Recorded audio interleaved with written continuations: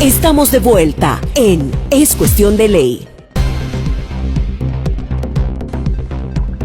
Gracias por seguir con nosotros, amigos. Regresamos y avanzamos con la agenda de hoy, Ricardo, porque ya está con nosotros en línea telefónica el doctor Gustavo Santamaría de Servicios de Salud y Prestaciones de la Caja del Seguro Social, a quien le doy la cordial bienvenida. Doctor, aquí su servidora Edna Jaramillo y Ricardo Jaramillo. Muy buenas tardes, Edna y Ricardo. Qué gusto estar con ustedes. El gusto es de nosotros, doctor, porque hablar de un tema tan interesante e importante como este, como lo hemos estado abordando desde la semana pasada, y es esa situación que han venido viviendo los pacientes afectados por la intoxicación del dietilenglicol. Y aquí dándole el enfoque con usted legal, que es importante conocer precisamente de acuerdo a esta ley 13 del 29 de marzo del 2010, que precisamente se aprobó para que la misma formara parte de se formara una instancia y que se pudiera dar ese seguimiento de esos derechos de la víctima por la intoxicación masiva. En ese sentido, doctor, quisiera preguntarle si usted tiene el conocimiento de esta situación, del avance que se ha dado, porque realmente lo que sentimos es que las víctimas están siendo revictimizadas por el propio sistema. Y me perdona, el propio sistema que le fregó la vida, se las transformó y no para bien necesariamente. Sí, muy buenas tardes. Mira, bueno, esto tiene varias connotaciones. Primero, como en efecto lo acabas de decir, la ley 13, que ha sufrido diversas modificaciones desde el año 2008, que empezó a surtir sus efectos legales, establece que entre la Caja y el Ministerio de Salud se debe crear un centro para la atención de los pacientes con intoxicación. No es exclusivo de los pacientes de dietilenglicol, sino de todo aquel que tenga algún efecto por algún tóxico. Este centro fue creado, primero se instaló en el edificio administrativo de la Caja de Seguro Social, que está al lado de la Policlínica Presidente Remón en calle 17. Allí funcionó, pero este es un edificio muy viejo y tenía muchas dificultades, ¿verdad? Los pacientes mismos pidieron que se mejoraran las condiciones del centro, entonces nosotros fuimos evaluando y buscando dentro de la red de servicios y de instalaciones que se tenía dentro de la Caja de Seguro Social, no solo para que se pudiese atender a los pacientes, sino también para facilitarle cuando requerían de alguna cita con un especialista de cualquiera de las ramas que el paciente requiriera. Es por eso que después de las consultas realizadas con los mismos pacientes, nosotros mudamos el centro hacia la Policlínica Manuel Ferrer Valdés de calle 25, donde en el tercer piso está el centro de toxicología para la atención de estos pacientes, con 4 médicos permanentes para la atención, ¿verdad? Que el paciente desee, es de manera espontánea, el que quiere llega, saca su cupo y enseguida es atendido. Estos médicos están a disposición solo de los pacientes que están inscritos en el Centro Especial de Toxicología, que se atiende, como ya les acabo de mencionar, en la Policlínica Manuel Ferrer Valdés en calle 25. Doctor, nosotros hablábamos hace unos días. Tenemos como un feedback ahí. De pronto si nos apaga algo que haya por ahí. No tengo nada. ¿No? Sería bueno, ya creo que ya se restableció bien la comunicación. Doctor, nosotros hace unos días hablábamos con la madre de un joven que fue afectado por el tema de la intoxicación con dietilenglicol. Por eso citamos directamente quizá el tema, pero ¿cómo está la atención también a este perfil? Porque si bien hay una deuda de país con estas personas, también entendemos que la pandemia pudo disminuir considerablemente el tema de la consulta externa, de cirugías y demás, así también la atención. ¿Cómo está eso en este momento? Porque hubo muchas reacciones, muchas personas identificándose tanto por la misma situación de dietilenglicol y otro tipo de afectaciones. Sí, mira, a pesar de la pandemia, nosotros, el Centro Especial de Toxicología, nunca dejó de atender. siempre estuvo abierto y nosotros, es más, evaluamos todo el sistema y como nosotros tenemos en el Centro Especial de Toxicología pacientes que vienen desde todo el país, lo que hicimos fue abrir unidades en cada provincia para poder atender los pacientes en sus provincias como si se estuviera haciendo dentro del Centro Especial de Toxicología y que los pacientes pudiesen ir a atenderse y tener sus medicamentos en el área. El asunto fue, tú sabes perfectamente que al principio, en el mes de marzo, el día 25 de marzo específicamente, se cierran las consultas externas por orden del Ministerio de Salud. A pesar de eso, la de toxicología nunca se cerró. Estos pacientes podían ir, pero también es un asunto en que la gente no acudía a los lugares de atención porque temían muchísimo el enfrentarse con el virus, cosa que es correcta, porque mucha gente iba a los centros de atención solo, ¿verdad?, porque estaban enfermos o estaban con sospecha de estar contagiados con el virus de la COVID-19. Todo esto fueron situaciones que mermaron en un momento determinado la cantidad de pacientes que llegan, pero nosotros tenemos las estadísticas que hablan de la disponibilidad de cupos y los cupos que han sido ofertados, los cupos que han sido utilizados y los cupos que quedaron disponibles porque no hubo pacientes que fuesen, incluyendo aquellos que habían sacado una cita y que no la perdieron porque por alguna razón no acudieron a los servicios. Entonces, hubo muchas aristas, pero tenemos que entender que en medio de una pandemia y pacientes, si son víctimas del dietilenglicol que tienen inmunodeficiencia por alguna situación, estos pacientes tal vez por esas razones obviamente se tienen que cuidar mucho más, porque si se adquiere una infección como la COVID-19 pueden tener en peligro su vida. Sí, por supuesto, doctor. Es entendible la situación. Tenemos un feedback.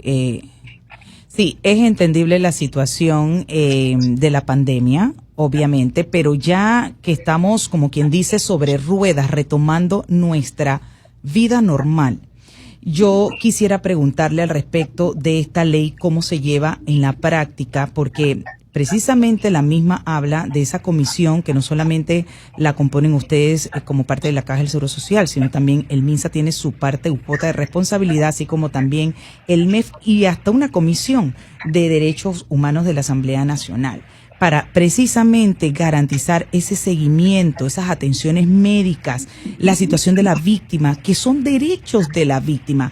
Pero yo me pregunto, al día de hoy, ¿existe, por ejemplo, un reglamento interno de cómo debe funcionar precisamente lo que la ley demanda? Porque si quedamos solamente en la ley, pero no trabajamos en un reglamento interno en donde los funcionarios conozcan cómo debe ser el tratamiento y seguimiento de ese paciente, vamos a tener más personas revictimizadas como la que hace unos días atendimos. Esa es la que pudo tener la opción de dar con uno que tiene la posibilidad de medios, pero imagínense cuántas personas hay que no tienen voz, que no tienen cómo acceder a un medio y que se sienten realmente revictimizadas, doctor. Entonces, yo entiendo perfectamente lo que usted nos está explicando, pero ¿cómo sensibilizar, aparte de los funcionarios que tienen que atender y lidiar con esta situación? Mira, yo creo que aquí hay dos cosas importantes que se tienen que abordar y que todos debemos conocer. Primero, la ley establece la creación del Centro Especial de Toxicología para la atención en principio de las víctimas afectadas por el dietilenglicol o por cualquier otro tóxico. Pero en este centro, Edna, quiero que tengamos claro, no todo el que tiene un carnet del Centro Especial de Toxicología es un afectado por el dietilenglicol. Hay tres tipos de carnet, un carnet verde, un carnet amarillo y un carnet rojo. Hay personas que están en reevaluación por una comisión que la ley crea para la evaluación de sus casos y para determinar si son o no son víctima. Eso no es parte de lo que la Caja de Seguro Social hace. Esa comisión y las resoluciones que dictaminan quién es o quién no es una víctima del dietilenglicol emanan desde el Ministerio de Salud. La Caja de Seguro Social per se tiene dos funciones que establece la ley. Uno, la atención en el centro de toxicología y la inclusión en la planilla de pago de aquellos que ya tienen una resolución positiva por dietilenglicol. Pero ¿quiénes llegan a ese centro especial de toxicología? Llega el que ya tiene una resolución que lo caracteriza como víctima del dietilenglicol y aquellos que vienen por diversas vías, desde el Ministerio de Salud, desde la Procuraduría General de la Nación, desde la Procuraduría de la Administración, desde el Instituto de Medicina Legal. Ellos envían y te dicen, o sea, este paciente llega aquí y pone una querella de que él es afectado del dietilenglicol, pero no tiene nada que compruebe que lo es. A pesar de eso, lo mandan al SED y nosotros a nadie le negamos la atención. Se llega al SED y se le da un carnet, porque el carnet lo que te hace es que tú puedas accesar a los servicios de este centro especial de toxicología. Pero no todos son víctimas del dietilenglicol. Entonces eso lo tenemos que aclarar. Hasta ahora certificados hay 1,000 y tantos pacientes. Sin embargo, en el SED hay 4.800 pacientes que están atendiéndose, y de eso la inmensa mayoría no son víctimas del dietilenglicol. Ahora, doctor, es poco alentador para quienes nos pueden estar escuchando que luego de 14 años haya quienes estén tratando de demostrar la afectación luego de este envenenamiento, porque sí, hay casos, y nosotros cuando hablábamos en estos días del tema, sí, la cifra de 1,000 tantos es la que oficialmente se puede decir, es la que se maneja. Sin embargo, hay tanta gente afectada que no se siente, está dentro de la lista. ¿Qué no pasó en el camino? Bueno, lo que pasa es que mucha gente que tú ves que está todavía en esa lista de espera no metió papeles desde el inicio. No metió papeles desde el inicio, lo fueron sobre la marcha. Mira, hay gente que ha puesto querella de paciente 10 años después. Hay gente que las ha puesto 12 años después. Ya. Y eso sobre la marcha han ido entrando a la lista. Gente que yo también tomé. Pero esto es una evaluación exhaustiva que hace la comisión, y que ellos cuando evalúan los expedientes clínicos y tienen que buscarlo en todas las instancias de salud para que no se escape un detalle, ¿verdad? Si hubo o no realmente los criterios cumplidos de la ley para poderse declarar como una víctima del dietilenglicol. Entonces, son muchas aristas, ¿verdad? Muchas aristas, y eso no lo determinamos nosotros en la Caja. Nosotros en la Caja seguimos haciendo el papel que nos corresponde, que es la atención en el Centro Especial de Toxicología, tratando de darle a ellos siempre lo mejor que nosotros podamos y tratando de darle las atenciones que se puedan, lo más rápido que se puedan, lo más expedito que se puedan, de acuerdo a las especialidades que se requieran. Y la atención permanente de medicina general, que está abierta todos los días, de lunes a viernes, ¿verdad? Con 4 médicos permanentes que siempre tienen cupos a disponibilidad para estos pacientes. Entonces, eso es lo que nosotros estamos haciendo en materia de atención del paciente que está incluido dentro de los pacientes que atiende el Centro Especial de Toxicología. Importante y valiosa la aclaración que nos hace doctor Santamaría al respecto, porque sí es importante saber cuál es la cuota de responsabilidad de cada una de las instituciones llamadas a dar este seguimiento y atención a los pacientes. Ahora entiendo que la administración del presidente Laurentino Cortizo incluso estableció una hoja de ruta para atender a estas personas afectadas. ¿Qué nos puede decir de esta hoja de ruta? ¿En qué estado se encuentra la misma? ¿Cómo va avanzando? Bueno, esta hoja de ruta está precisamente orientada a tratar de evacuar al máximo y a la mayor velocidad posible ¿verdad?, los pacientes que aún no se les ha declarado o que son o que no son parte de los intoxicados por dietilenglicol. Entonces, cuando estos pacientes, que en su totalidad se tienen que revisar todos, yo quiero que tú entiendas que se tienen que revisar todos porque tienes que cumplir con todos los criterios de la ley para que tú puedas, con los criterios que la ley establece, para que tú puedas considerar un paciente víctima del dietilenglicol, y tienes que cumplir con otras aristas. ¿Y cuáles son esos criterios, doctor? Ahí hay criterios que se establecen en el expediente clínico, que si el paciente fue visto primero, si el paciente le fue recetado uno de los medicamentos, mira que no digo jarabe, porque hay medicamentos tanto de ingesta como de uso tópico que estaban involucrados con el dietilenglicol. Entonces, si tiene historia de prescripción, evidencia de prescripción, evidencia de dispensación, esos son criterios que se tienen, que son indispensables para que el paciente pueda estar. Pero también hay una situación muy particular, y yo quiero que nosotros entendamos esto. O sea, cuando nosotros hacemos una prescripción de medicamento, Edna, nosotros le hacemos a un paciente. Pero yo, por ejemplo, le prescribo a Edna Jaramillo como médico una difenidramina, por decir un nombre de medicamento. Yo le prescribo a Edna Jaramillo ese medicamento. ¿Es para quién? Para Edna Jaramillo. Así es.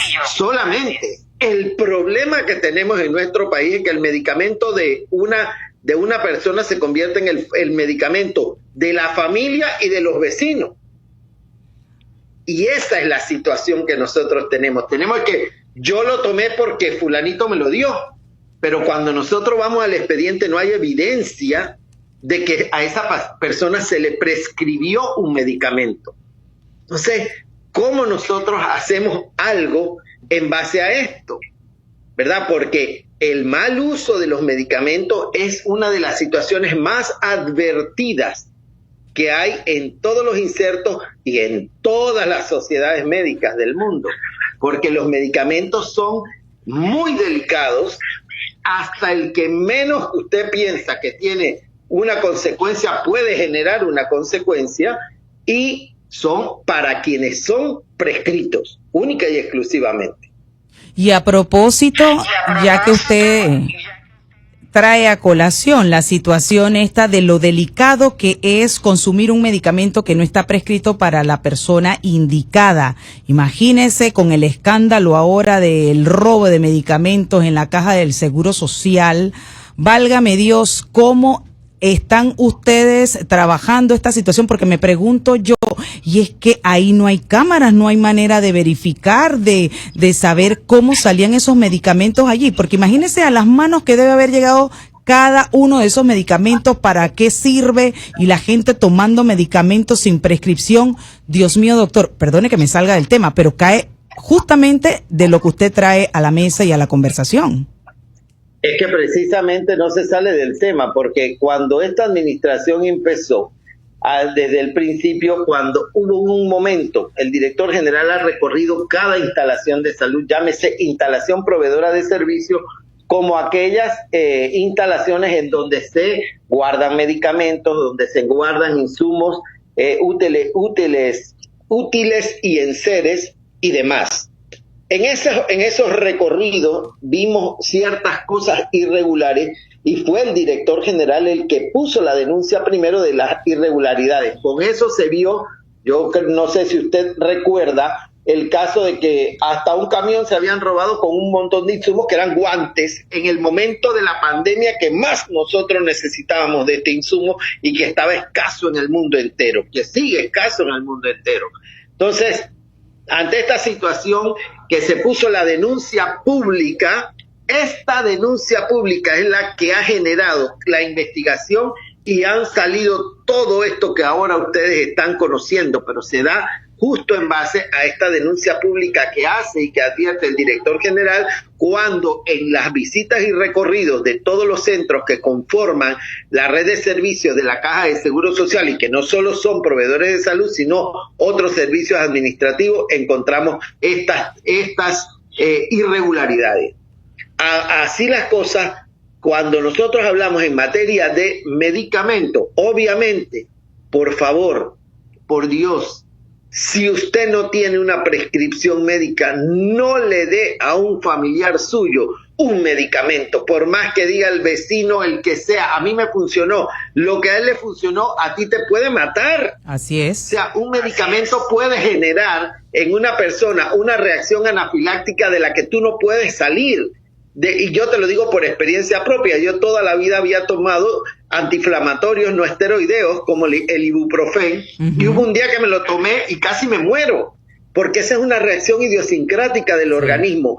Y si aunado a eso usted lo toma sin una prescripción médica, nadie puede responder por el hecho de lo que está sucediendo, y usted puede estar vulnerable ante una situación como esta que le puede costar la vida. Doctor, importante que lo diga, y sobre todo la propia experiencia de usted siendo un especialista, un galeno, porque el ibuprofeno es el medicamento de mayor consumo cuando te duele la cabeza, cuando tienes un malestar, cuando tienes un dolor, etcétera. Interesante. Doctor, voy a salirme un poco del tema y aprovechando el tiempo antes de despedirnos y hablar un poco de la mora quirúrgica y en materia de atención, porque si bien el COVID acaparó la atención, no podemos decir únicamente en el país, pero sí el tema médico se enfocó mucho. Hay mucha gente que quedó pendiente también en esos seguimientos con médicos especialistas. ¿Cómo está eso en este momento?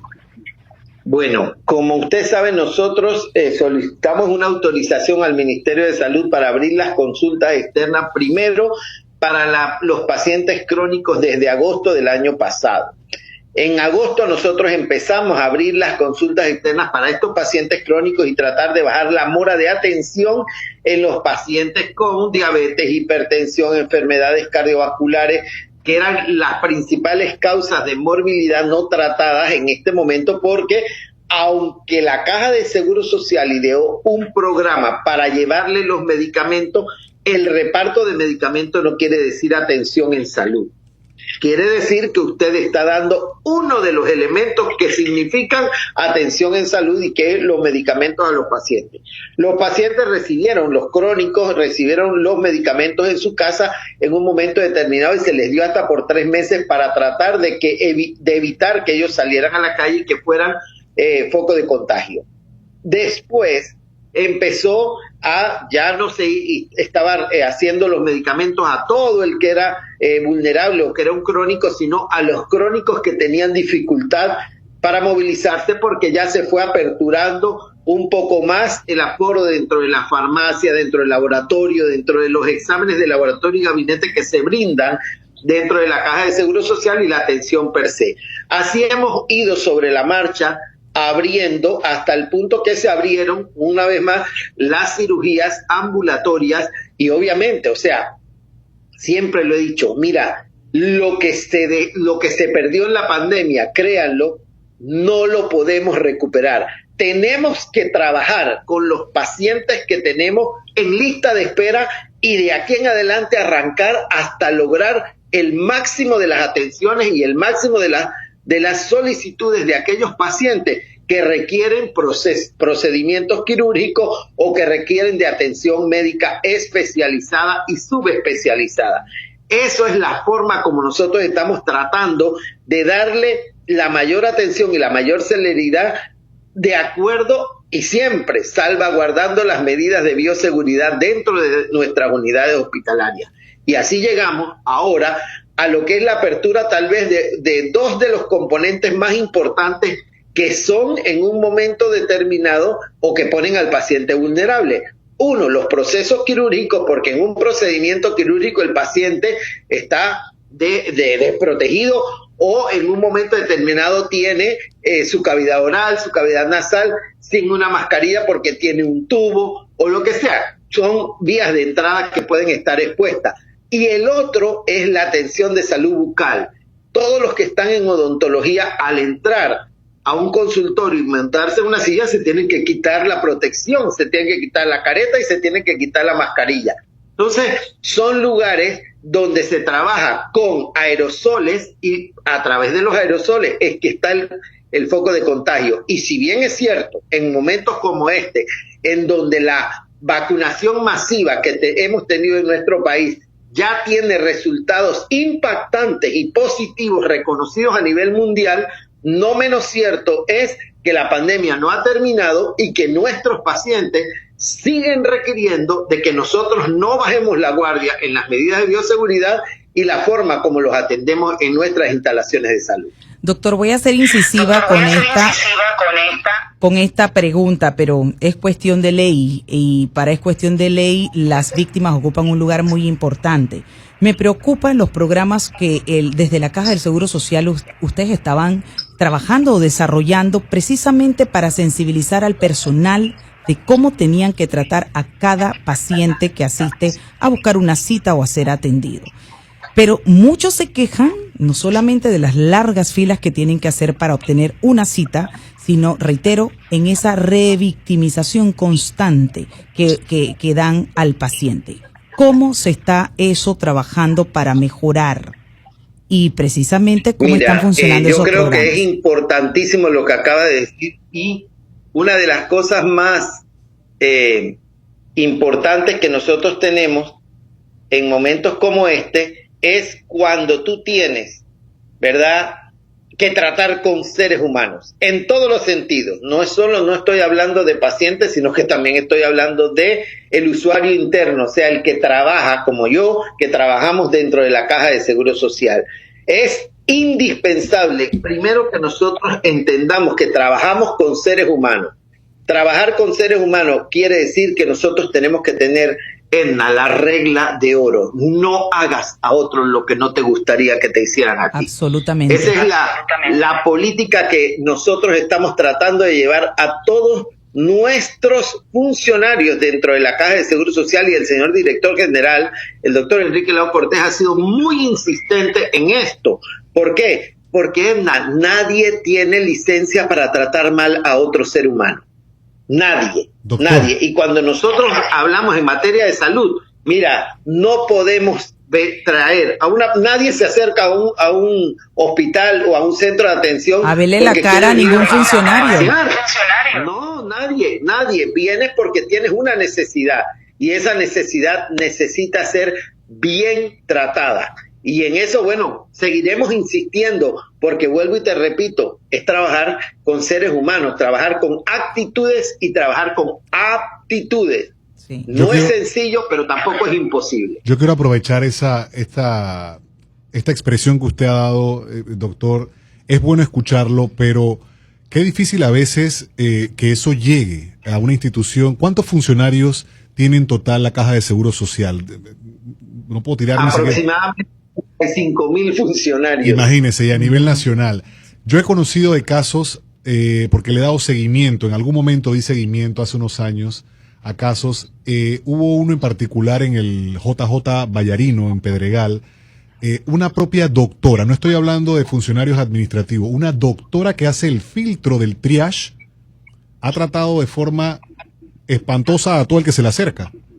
Porque o la persona no está a gusto, no está conforme o con su salario, o con el turno que tiene, etcétera. Entonces, mucha gente se somete a diario a este tipo de malos tratos, pero, y usted lo dice, doctor, y es bueno escucharlo en una autoridad, pero qué difícil es que esto se replique, que eso lo entienda. Si no hay sentido de pertenencia en una institución, poco puede hacer alguien tratando de querer llevar ese mensaje a los demás, porque es que la gente siente que ahí lo que le está haciendo es un favor al que va a pedir atención médica. Nadie sale de su casa porque no tiene nada que hacer y quiere ir a visitarle o a ver qué se encuentra en un seguro. Entonces, es un tema, parece de nunca acabar, pero muy difícil. E incluso, y el tema del cual le estoy hablando, se le dio seguimiento, se hizo el reporte. Estaba saliendo en ese momento el anterior director del seguro y decía, qué difícil, porque no es el primer reporte que escucho de la doctora, pero es tan difícil actuar contra ellos. Y yo digo, entonces están secuestrados por los malos funcionarios, porque yo me imagino que hay muchos buenos médicos que conozco también, pero esta en particular es una que no le hace honor al título.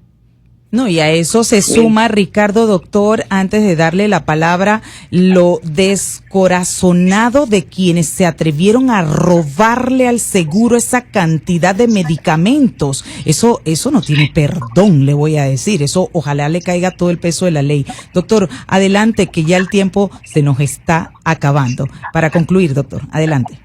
Mira, yo estoy completamente convencido de que lo que ustedes acaban de decir es una realidad. Es una realidad. No puedo decir que los 35.000 funcionarios de la Caja son así, porque así no es.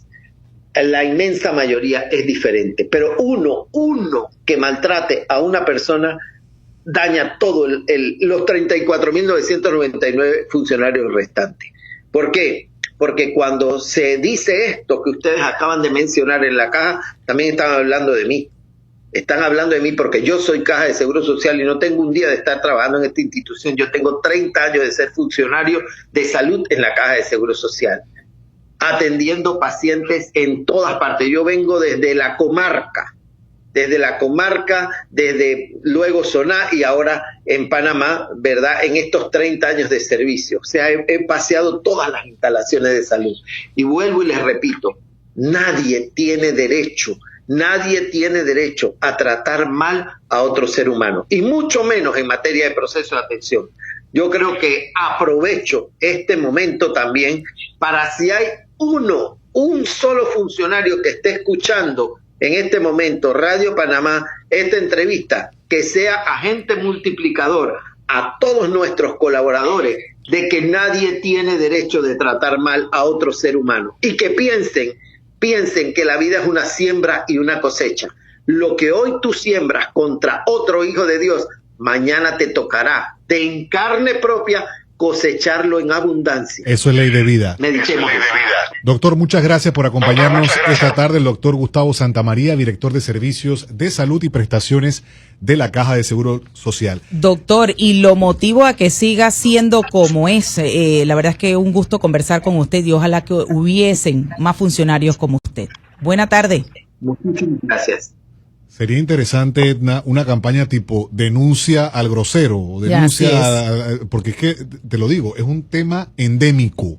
Es que por eso no cambia. Es que por eso traigo el tema de la revictimización propia del sistema. Tú vas con un problema, un dolor, una afección y te revictimizan tratándote mal. No, y el problema cuando haces la famosa denuncia, que tienes que redactar toda la historia de lo que te pasó recordando la grosería que te hicieron, te sientan funcionarios a cuestionar y a asumir a ver si es que tú estás diciendo la verdad, porque es que no pueden creer que esta gran funcionaria, por Dios. Pero bueno, vamos a la pausa, pero antes vive en la casa del futuro con Más TV Digital. Disfruta de la primera caja Smart con control por voz para que cambies entre apps y tu programación favorita a balazo. Solicita ya el paquete hogar de Más Móvil, la señal de Panamá.